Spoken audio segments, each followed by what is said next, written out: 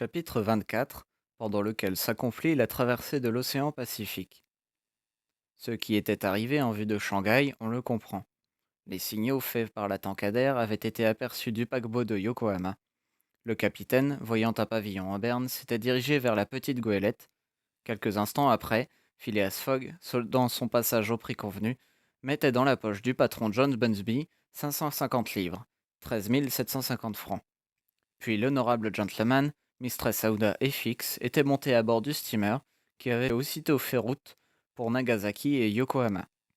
Arrivé le 21 même, 14 novembre, à l'heure réglementaire, Phileas Fogg, laissant Fix aller à ses affaires, s'était rendu à bord du Carnatic, et là il apprenait à la grande joie de Mistress Aouda, et peut-être à la sienne, mais du moins il n'en laissait rien paraître, que le français Passepartout était effectivement arrivé la veille à Yokohama.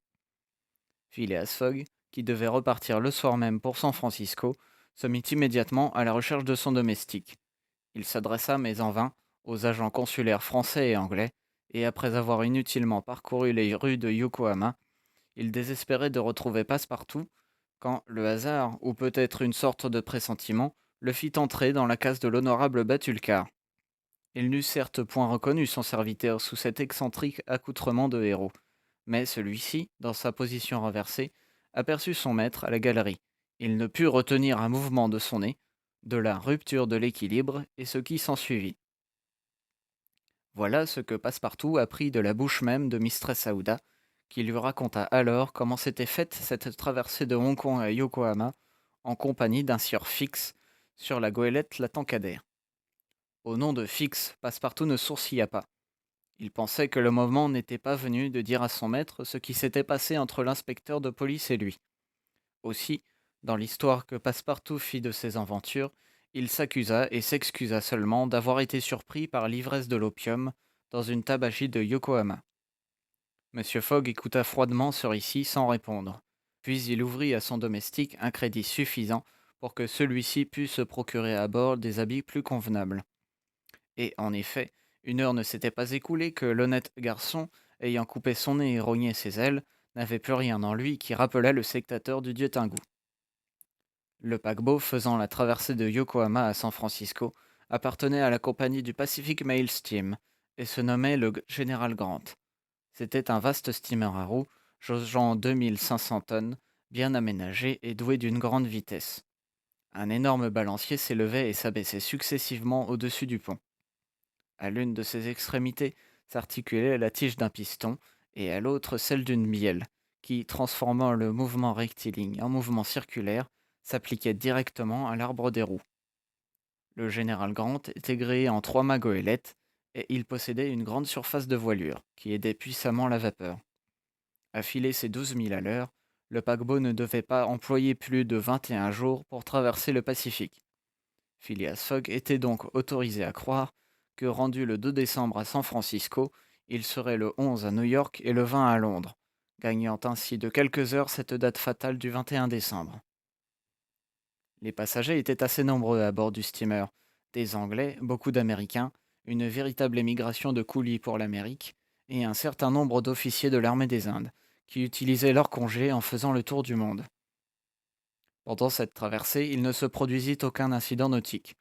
Le paquebot, soutenu sur ses larges roues, appuyé par sa forte voilure, roulait peu. L'océan Pacifique justifiait assez son nom. Monsieur Fogg était aussi calme, aussi peu communicatif que d'ordinaire. Sa jeune compagne se sentait de plus en plus attachée à cet homme par d'autres liens que ceux de la reconnaissance. Cette silencieuse nature, si généreuse en somme, l'impressionnait plus qu'elle ne le croyait, et c'était presque à son insu qu'elle se laissait aller à des sentiments dont l'énigmatique Fogg ne semblait aucunement subir l'influence. En outre, Mistress Aouda s'intéressait prodigieusement au projet du gentleman. Elle s'inquiétait des contrariétés qui pouvaient compromettre le succès du voyage. Souvent, elle causait avec Passepartout, qui n'était point sans lire entre les lignes dans le cœur de Mistress Aouda. Ce brave garçon avait maintenant à l'égard de son maître la foi du charbonnier. Il ne tarissait pas en éloges sur l'honnêteté, la générosité, le dévouement de Phileas Fogg. Puis il rassurait Mistress Aouda sur l'issue du voyage, répétant que le plus difficile était fait, que l'on était sorti de ces pays fantastiques de la Chine et du Japon, que l'on retournait aux contrées civilisées, et enfin qu'un train de San Francisco à New York et un transatlantique de New York à Londres suffirait sans doute pour achever cet impossible tour du monde dans les délais convenus. 9 jours après avoir quitté Yokohama, Phileas Fogg avait exactement parcouru la moitié du globe terrestre. En effet, le général Grant, le 23 novembre, passait au 180e méridien, celui sur lequel se trouvent dans l'hémisphère austral les antipodes de Londres. Sur 80 jours mis à sa disposition, M. Fogg, il est vrai, en avait employé 52, et il ne lui en restait plus que 28 à dépenser. Mais il faut remarquer que si le gentleman se trouvait à moitié route seulement par la différence des méridiens, il avait en réalité accompli plus des 2 tiers du parcours total. Quel détour forcé, en effet, de Londres à Aden, d'Aden à Bombay, de Calcutta à Singapour, de Singapour à Yokohama. À suivre circulairement le 50e parallèle, qui est celui de Londres, la distance n'eût été que de 12 000 milles environ, tandis que Phileas Fogg était forcé par les caprices des moyens de locomotion d'en parcourir 26 000, dont il avait fait environ 17 500 à cette date du 23 novembre. Mais maintenant, la route était droite, et Fix n'était plus là pour y accumuler les obstacles.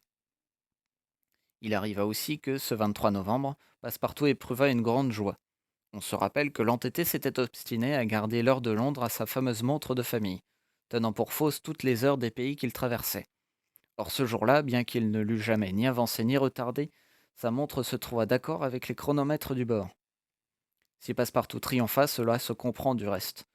Il aurait bien voulu savoir ce que Fix aurait pu dire s'il eût été présent.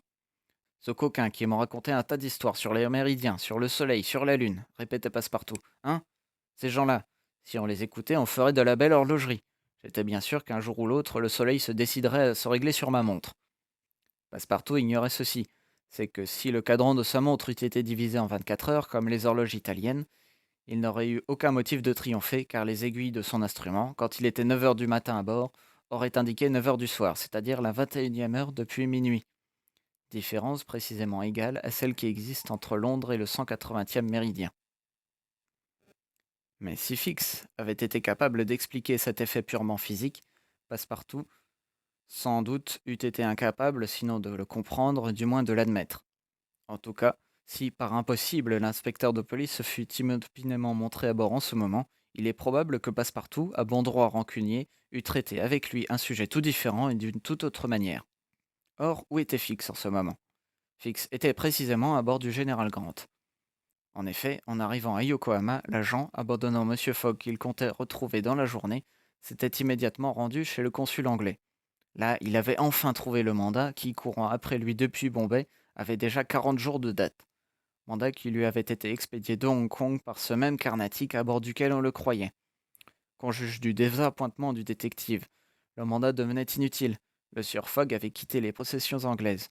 Un acte d'extradition était maintenant nécessaire pour l'arrêter. Soit, se dit Fix, après le premier moment de colère. Mon mandat n'est plus bon ici, il le sera en Angleterre. Ce coquin a tout l'air de revenir dans sa patrie, croyant avoir dépisté la police.